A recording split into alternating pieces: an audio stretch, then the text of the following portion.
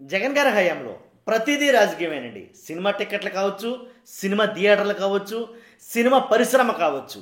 దేని గురించి మాట్లాడినా సరే జగన్ గారి హయాంలో ప్రతిదీ రాజకీయం చేశారు. వాస్తవమే. ఎలా అంటే ఏదైతే టిక్కెట్ల విషయంలో ఏదైతే చాలామంది మిగిలిన ప్రొడ్యూసర్లు కానీ పెద్ద పెద్ద హీరోలు కానీ జగన్మోహన్ రెడ్డి గారి దగ్గరికి వచ్చినప్పుడు ఆ టిక్కెట్ల దాని ఏదైతే ఉందో దాని గురించి టిక్కెట్ల రేటు పెంపు గురించి మాట్లాడినప్పుడు పెద్ద రాద్ధాంతమే జరిగింది, పెద్ద రాజకీయమే చేశారు. నిజంగా ఒక దుమారం రేపారు వాస్తవంగా మాట్లాడాలంటే. ఇలా ఒకటని రెండని కాదు, ప్రతిదీ రాజకీయమే ఆంధ్రప్రదేశ్లో అప్పట్లో. కానీ ఎలా అంటే కర్మ ఈజ్ బూమరింగ్ అని ఫ్రెండ్ ఒకడు అన్నాడు ఖచ్చితంగా.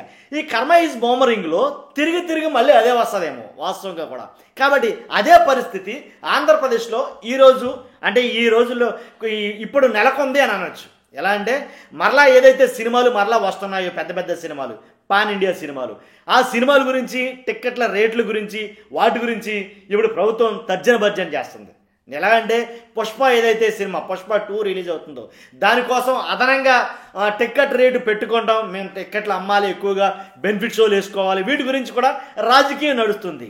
ఇదే పరిస్థితి జగన్మోహన్ రెడ్డి గారి హయాంలో కూడా జరిగింది.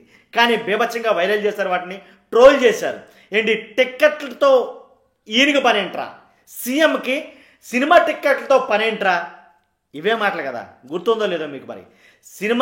సీఎం గారికి సినిమా టిక్కెట్లతో పనేంట్రా. కాబట్టి ఏంట్రా అంటే కనుక ఇదిగో ఇదే పని.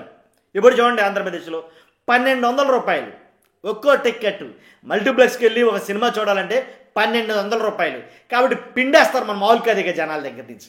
ఏంట్రా మరి సినిమా టిక్కెట్లకి సీఎంలకి ఏంటి, సినిమా హాళ్ళకి రాజకీయానికి ఏంటి సంబంధం, సినిమా యాక్టర్లకి రాజకీయానికి ఏంటి సంబంధం అంటే ప్రతిదీ రాజకీయంతో ముడిపడి ఉంటుందండి, సమస్య లేదు. కాకపోతే తన దాకా అంటే మన దాకా వస్తే కానీ ఏదీ తెలియదు అనమాట.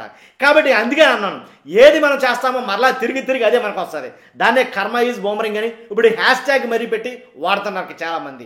కానీ నెట్ హైలైట్ చేస్తున్న విషయం ఏంటంటే ఏదైతే అప్పట్లో సినిమా టిక్కెట్ల గురించి మొత్తం సినిమా ఇండస్ట్రీ అంతా కదిలొచ్చి జగన్మోహన్ రెడ్డి గారి దగ్గరికి వచ్చి మాట్లాడినప్పుడు రకరకాలుగా మాట్లాడారు. అప్పుడు ప్రతిపక్షంలో ఉన్న ఇదే కూటమి ప్రభుత్వం కావచ్చు లేదా మిగిలిన పార్టీలు కావచ్చు. ఏం మాట్లాడారంటే అసలు సినిమా టిక్కెట్లకి రాజకీయానికి సంబంధం ఏంటి, సినిమా ఇండస్ట్రీకి రాజకీయానికి సంబంధం ఏంటి, అసలు ముఖ్యమంత్రి గారికి సినిమా ఇండస్ట్రీతో పని ఏంటి అని మాట్లాడారు. ఇదే పని ఇప్పుడు జరుగుతుంది కదా.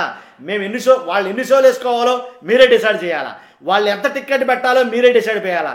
కాబట్టి 1200 ఓకేనా ప్రభుత్వానికి, 1200 రూపాయలు చెప్పిన అమ్ముతున్నారు టిక్కెట్ వచ్చి. మరి ప్రభుత్వం ఇది యాక్సెప్ట్ చేస్తుందా, దీనికైతే హ్యాపీ అయినా మరి ఎవరు అడగరా అని అంటే కనుక చెప్తున్నానుగా.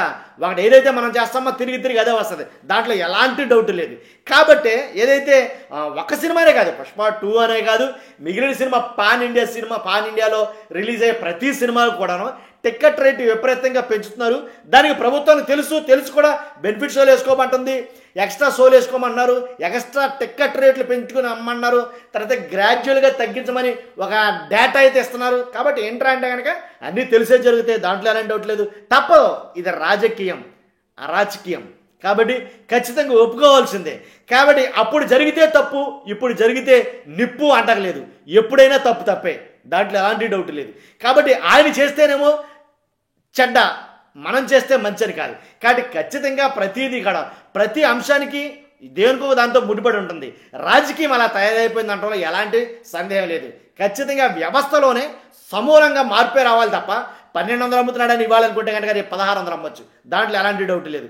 కాబట్టి వాళ్ళు పెట్టే పెట్టుబడులు రాబట్టుకోవాలని వాళ్ళు ఆశిస్తారు. అంటే 1000 కోట్లు పెడుతున్నాం కదా, ఆ మాత్రం కూడా అమ్మపోతే ఎలాగా. మరి సామాన్యుడు సినిమా చూడాలంటే ఒక టిక్కెట్ 1200 చొప్పున, ఫ్యామిలీలో నలుగురుంటే 4 10 44,800 రూపాయలు పెట్టి ఫ్యామిలీలో నలుగురు సినిమా చూడాలంటే అయ్యే పనేనా, ఇది జరిగే పనేనా?